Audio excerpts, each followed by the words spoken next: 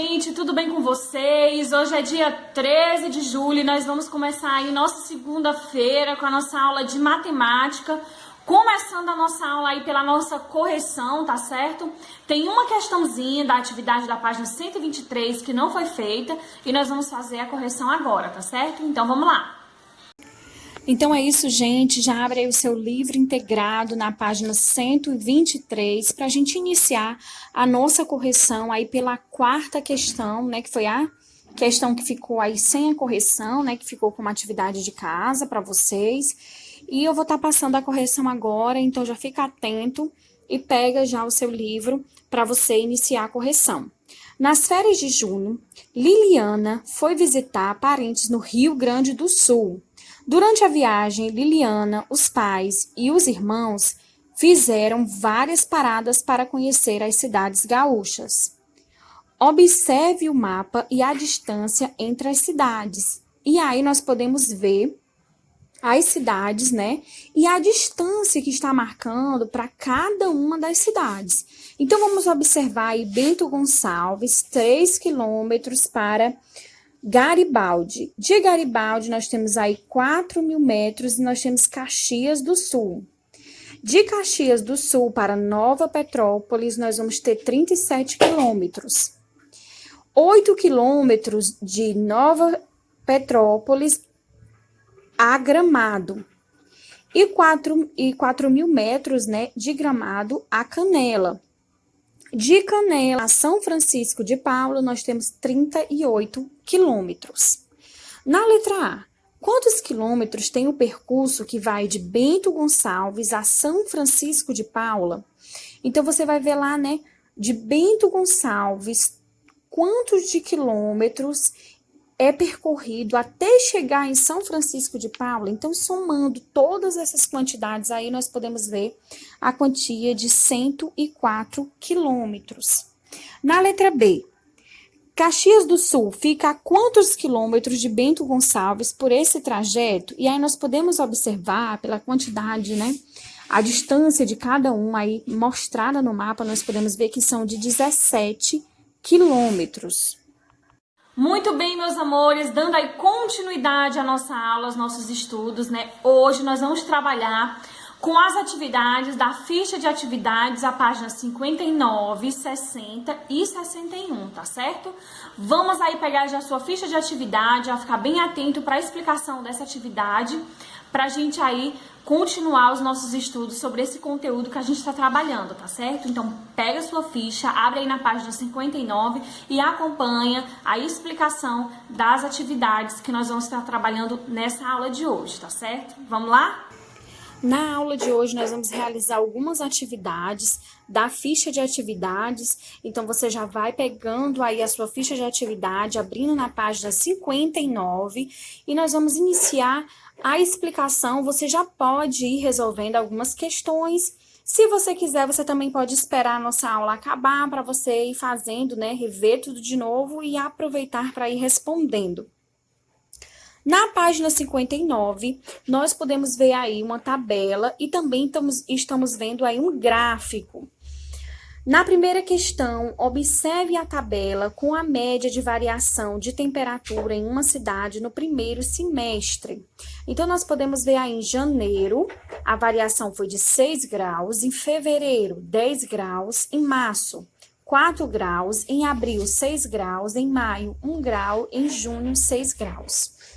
No gráfico abaixo, está representada somente a média das temperaturas máximas. Observe a tabela de variação de temperatura e complete o gráfico com a média das temperaturas mínimas. Janeiro já está feito. Então, nós podemos ver aí que janeiro já foi feito até lá o 8. Vocês estão vendo, né? Que em janeiro já está de azul, aí feito até o 8.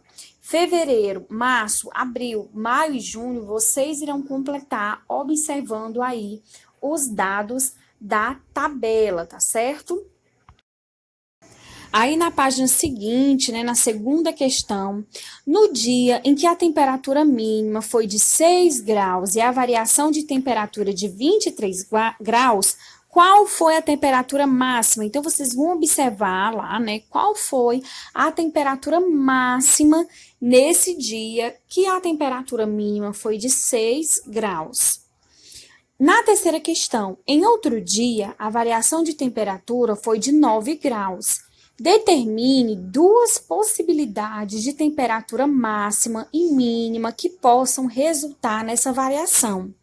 Gente, essa terceira questão ela é pessoal, mas é muito importante que você tenha uma noção básica, né? Observando aí os outros dias também, né? Os dias que estão apresentados no gráfico, aí na tabela, vejam mais ou menos, né? Uma aproximação de temperaturas possível para esse caso aí de 9 graus, uma variação de temperatura. Na quarta questão, a gente pode ver aí 2 termômetros.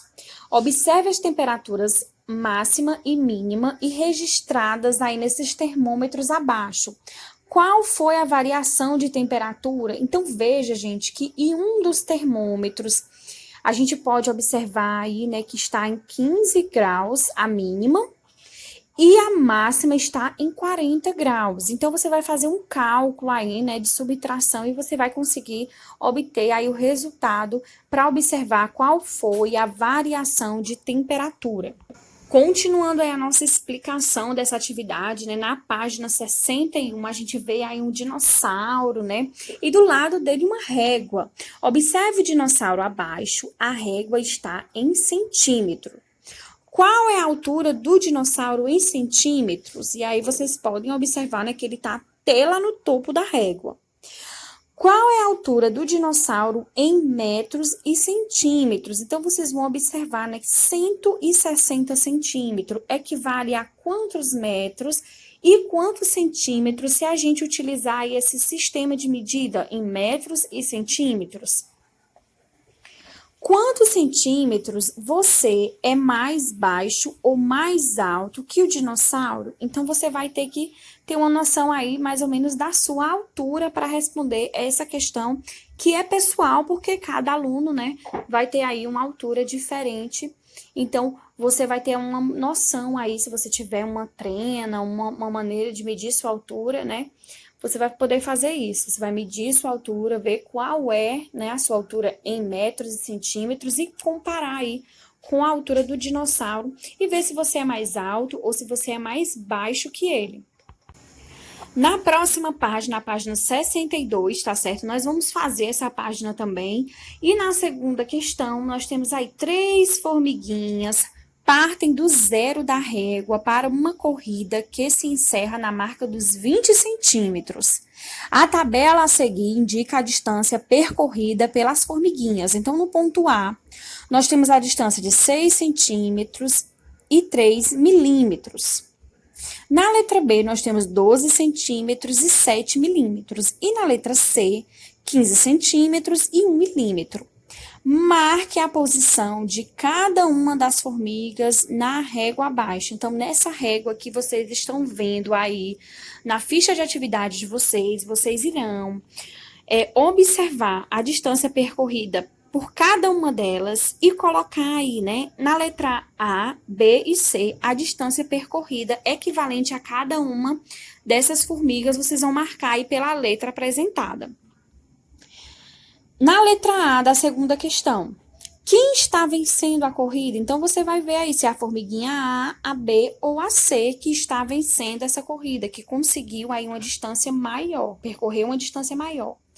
Quanto falta para ela terminar a corrida? E aí você vai observar quantos centímetros estão faltando, em milímetros também, né? Já que tem aí a contagem dos milímetros. Quanto falta para ela ganhar a corrida, para ela conseguir chegar ao final? Isso aí, gente, eu vou estar deixando aqui, né, no final do vídeo, a agenda para vocês estarem aí bem ligados em quais páginas vocês devem estar fazendo hoje e também para estar anotando na agenda escolar de vocês, tá bom? Então é isso, gente, um grande beijo para vocês, até a nossa próxima aula, tchau, tchau!